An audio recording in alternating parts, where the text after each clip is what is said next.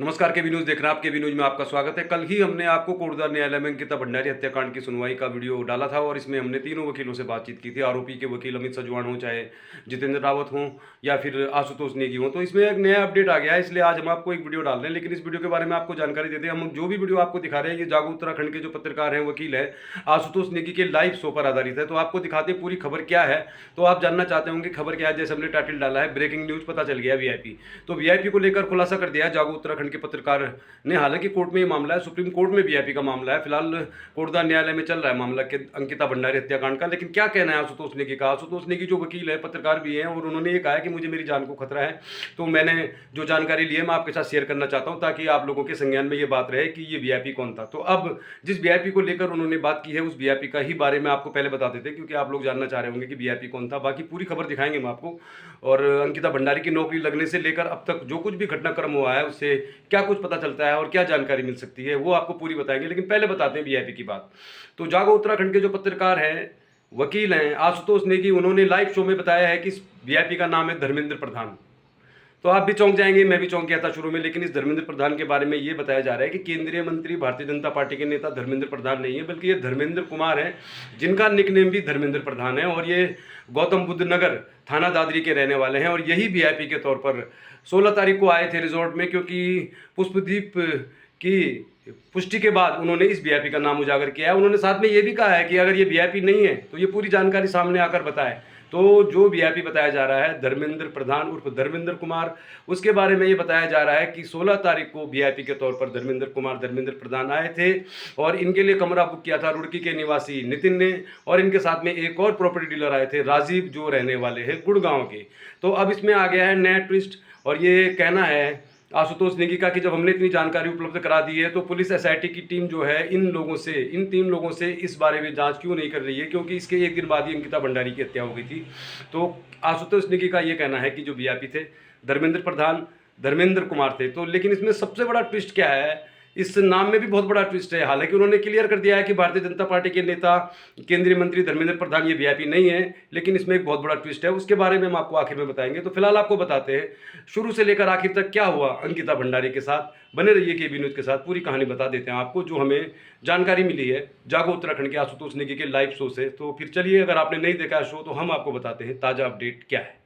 तो चलिए फिर शुरू से आखिर तक की कहानी आपको बताते हैं। जो जानकारी हमें मिली है उसके आधार पर आपको बता रहे हैं। और इस पूरी खबर की जो पुष्टि है उसको आप लाइव शो जागो उत्तराखंड में देखकर भी कर सकते हैं। वहीं से हमने जानकारी आपको उपलब्ध कराई है। तो वनंतरा रिजॉर्ट में रिसेप्शनिस्ट की पोस्ट खाली थी, इसकी जानकारी मिली पुष्पदीप ने ये जानकारी शेयर की अंकिता भंडारी के साथ। तो अंकिता भंडारी और पुष्पदीप एक दूसरे को पहले से जानते थे, आप कह सकते हैं कि वो बॉयफ्रेंड गर्लफ्रेंड थे।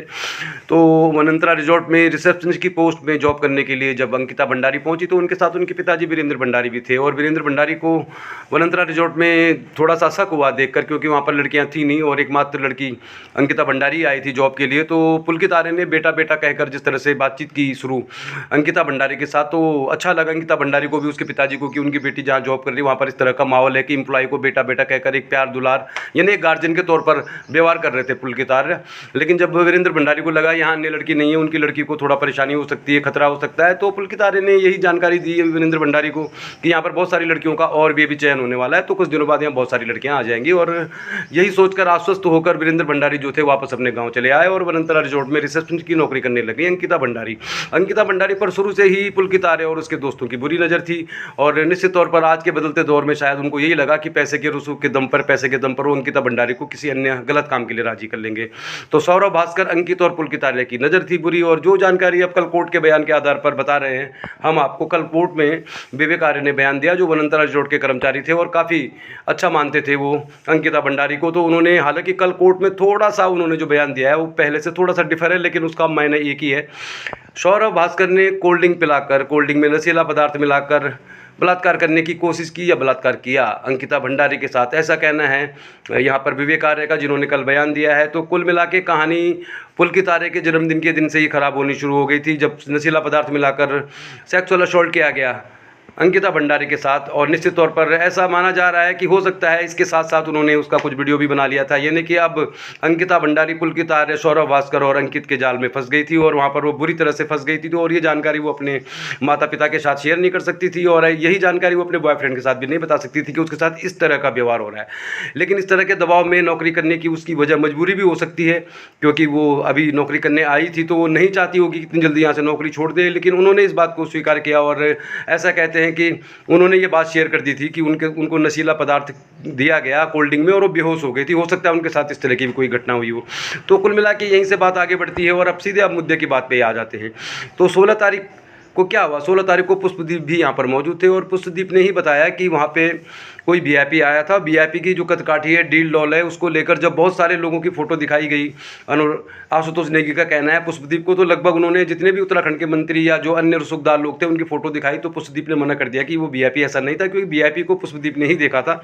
और 17 तारीख को इस बात का जिक्र अंकिता भंडारी ने भी फ़ोन पर पुष्पदीप से किया था कि उसको एक्स्ट्रा सर्विस देने के लिए कहा जा रहा है, कोई वीआईपी आया है। तो अब पहले दिन जो घटनाक्रम हुआ था, पुष्पदीप को उसकी जानकारी थी, तो पुष्पदीप ने उस वीआईपी को देखा था, उसकी कदकाठी को देखा था, उसके चेहरे मोहरे को देखा था और उसी के आधार पर अब आशुतोष नेगी का कहना है कि ये वीआईपी जो है धर्मेंद्र कुमार है। अब सबसे बड़ा ट्विस्ट क्या है कहानी में, ये आपको बताते हैं। ये जो पूरा घटनाक्रम हुआ 16 तारीख के बाद ही हुआ, उसके बाद अंकिता भंडारी की हत्या हो गई और उसकी लाश मिल गई। तो पूरा जो घटनाक्रम है वो अंकिता भंडारी की हत्या को लेकर ही चल रहा है और अंकिता भंडारी हत्याकांड में एसआईटी पुलिस ने वीआईपी का एंगल छोड़ दिया है। इसको लेकर वीआईपी के एंगल को लेकर आश्वस्त थे आशुतोष नेगी, तो उन्होंने ये मामला सुप्रीम कोर्ट में उठाया। सुप्रीम कोर्ट ने इस केस को ले लिया है कि कोई वीआईपी यहाँ पे आने वाला था जिसको सेवा देने की बात कही थी अंकिता भंडारी ने पुष्पदीप से, और निश्चित तौर पर पुष्पदीप की भी गवाही कोर्ट में होनी है। तो हम आपको जो मुद्दे पर ही ले आते हैं सीधे। अब जो वीआईपी बताया जा रहा है वो बताया जा रहा है धर्मेंद्र प्रधान, जिसका नाम धर्मेंद्र प्रधान निक नेम है, असली नाम धर्मेंद्र कुमार है। तो अब आप कहेंगे इस कहानी में ट्विस्ट क्या है? फिलहाल तो कहानी का लब्बो लुआब ये है, अंकिता भंडारी वहाँ पे जॉब करने गई थी क्योंकि उसके परिवार की स्थिति खराब थी। पुष्पदीप ने ही बताया था अंकिता भंडारी को कि रिसेप्शनिस्ट की जॉब खाली है वनंतरा रिजॉर्ट में, और वनंतरा रिजॉर्ट में जब स्टार्टिंग में ही उसके साथ कुछ गलत होने लगा तो वो एकदम से दबाव में आ गई, यानी कि उसकी स्थिति इधर कुआं उधर खाई वाली हो गई थी। अगर अपने बॉयफ्रेंड को बताती कि उसके साथ ड्रिंक में नशीला पदार्थ मिलाकर कुछ हुआ है तो निश्चित तौर पर उसको इस रिश्ते के खोने का डर रहा होगा, अपने माँ बाप को बता नहीं सकती थी। तो कुल मिला के अंकिता भंडारी फंस गई थी पुलकित आर्य और उसकी टीम के जाल में। लेकिन जब इतनी बात बढ़ गई कि उसको वेश्यावृत्ति के लिए प्रोत्साहित किया जाना लगा, किसी वीआईपी के लिए प्रोत्साहित किया जाना लगा, तो ऐसा माना जाता है कि उसकी कुछ बहसबाजी हुई है, कुछ उसने कहा होगा कि मैं इस रिजॉर्ट के बारे में सारी जानकारी बाहर दे दूंगी, और हो सकता है उन्होंने पुलकित आर्य की जो बाकी बातें थी बाकी अन्य कामों के लिए मना कर दिया।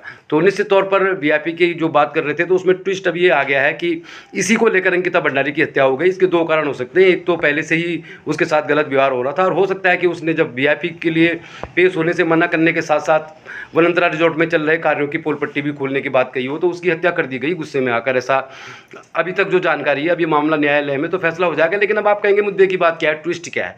तो अब ट्विस्ट की बात ये बताते हैं आपको। इस जो वीआईपी का राज खोला है यहाँ पे आशुतोष नेगी ने, तो इसमें सबसे बड़ा ट्विस्ट यही है कि धर्मेंद्र कुमार, धर्मेंद्र प्रधान, जिनका निकनेम बताया जा रहा है, जो दादरी थाना गौतम बुद्ध नगर के रहने वाले हैं, उनका जो चेहरा मोहरा है वो केंद्रीय मंत्री धर्मेंद्र प्रधान से काफ़ी मिलता जुलता है। तो इस कहानी में यही ट्विस्ट है। अभी तक जो जानकारी उपलब्ध कराई है, अब इसका लब्बो लुआब यही है कि आशुतोष नेगी ने अपने चैनल में लाइव बता दिया है कि ये वीआईपी यही है, और ये वीआईपी ये भी हो सकता है। इस तरह की भी बातें उस लाइव शो में चल रही हैं। तो पूरी जो विस्तार से जानकारी है उसके लिए तो आपको जागो उत्तराखंड का लाइव शो देखना पड़ेगा, जो उनके चैनल पर चला है सुबह से, और उसमें उन्होंने ये सारे खुलासे किए हैं। तो हम भी आपको बता रहे हैं कि वीआईपी के नाम का खुलासा फिलहाल सुप्रीम कोर्ट में तो नहीं हुआ है, किसी कोर्ट में तो नहीं हुआ है, लेकिन आशुतोष नेगी जो पत्रकार है उन्होंने अपनी जान का हवाला देकर कह दिया है कि हमने पूरी जानकारी उपलब्ध करा दी है, और हम ये खुला कह रहे हैं कि धर्मेंद्र कुमार, यानी जो शक्ल जो फोटो दिखाई जा रही है, यही व्यक्ति वीआईपी था। और पुलिस इन लोगों से जांच क्यों नहीं कर रही है? नितिन जिसने कमरा बुक कराया, राजीव जो प्रॉपर्टी डीलर गुड़गांव से आए थे, और धर्मेंद्र कुमार जो गौतम बुद्ध नगर के बताए जा रहे हैं, आखिर पुलिस इनसे जाँच इस एंगल से क्यों नहीं कर रही है? ये कहना है आशुतोष नेगी का।